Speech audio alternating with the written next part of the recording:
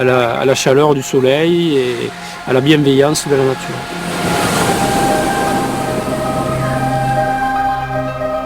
Depuis quelques années en France, une tortue défraie la chronique car elle a insidieusement envahi les plans d'eau de l'Hexagone. La tortue de Floride. Un nom usurpé. Donc là, on est devant les tortues de Floride, ces fameuses tortues dont on parle couramment dans les médias. Tortues de Floride qui se reconnaissent par leurs taches rouges situées derrière l'œil. On les appelle à tort tortues de Floride parce que ce sont des tortues qui ne sont absolument pas du tout originaires de Floride, mais dont les élevages qui ont servi à produire des millions de tortues pour être commercialisées sont par contre, eux, originaires de Floride. En fait, c'est une tortue qui vit dans le sud des États-Unis, mais pas à l'état naturel en Floride. C'est un animal vivant qui n'a pas demandé à être présent en France, mais il a droit à notre respect. On ne doit pas le relâcher, on doit faire appel à des associations locales ou à des parcs zoologiques qui peuvent prendre en charge ces animaux, mais surtout ne les relâchez pas dans la nature. La négligence de certains propriétaires, mais aussi une législation mal adaptée, a donc provoqué un véritable chamboulement de l'écosystème des zones humides. Ainsi, les tortues de Floride ont éliminé bon nombre de tortues dites d'Hermann, qui jouaient un rôle important dans l'équilibre écologique. Autre fléau, les trafics en tout genre.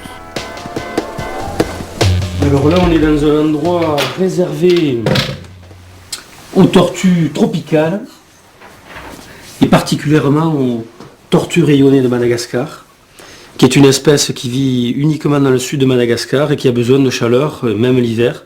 Donc on est obligé de les rentrer tout l'hiver et de les sortir qu'à la belle saison, à partir du mois de mai jusqu'au mois d'octobre. C'est une espèce qui est annexe 1 Convention de Washington, c'est-à-dire une espèce particulièrement protégée et qui fait malheureusement l'objet d'un trafic de part des gens peu scrupuleux qui la braconnent dans son pays d'origine, à Madagascar, pour la revendre ensuite en Asie ou aux quatre coins du monde. Une tortue rayonnée comme celle que j'ai entre les mains peut coûter peut coûter 3 ou 4 000 euros pièce. Donc c'est rapidement de grosses sommes d'argent qui intéressent évidemment les trafiquants. Et si elle est tant convoitée, c'est à cause de l'originalité de sa carapace.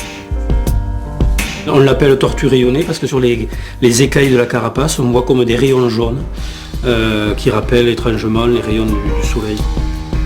Celles qui logent chez Jérôme sont pucées et enregistrées aux douanes. Pour mieux les protéger, il a même créé il y a 2 ans une association. Dans des milieux reconstitués. Une association qui deviendra bientôt un parc de plusieurs hectares. Un projet colossal qui ouvrira ses portes en 2010 grâce à un mécène séduit par le parcours unique de ce fondu de tortue. Pour des raisons de sécurité, et puis comme ça on sera... J'ai été séduit par la démarche d'un homme qui est un passionné. Et j'ai par nature même tendance à adhérer aux projets de passionnés qui sont des gens qui n'ont pas suivi les chemins ordinaires. Ensuite, ces passionnés, dont j'ai commencé à être le mécène, avaient un message environnemental. Il faut savoir que l'environnement, c'est une mode actuellement, c'est l'apanage et le fonds de commerce de politique, mais il y a peu de réalisations concrètes sur le terrain.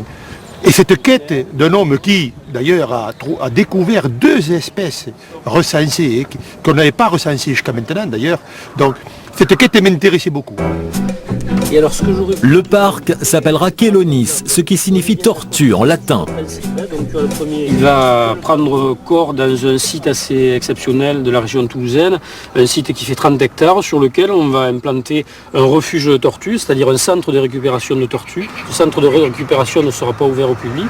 Et ensuite, juste à côté, sur le même terrain, mais qui sera visitable, le projet Kélonis avec sa serre tropicale, où on va présenter quelques espèces de tortues des 4 coins du monde, mais dans des milieux reconstitués qui permettront aux gens de les voir évoluer dans un milieu particulièrement favorable. Pour préserver les tortues, il convient avant tout de préserver le milieu. Quand on arrivera à prendre conscience de l'intérêt que l'on a à préserver cet environnement, on préservera les tortues et bien entendu les hommes.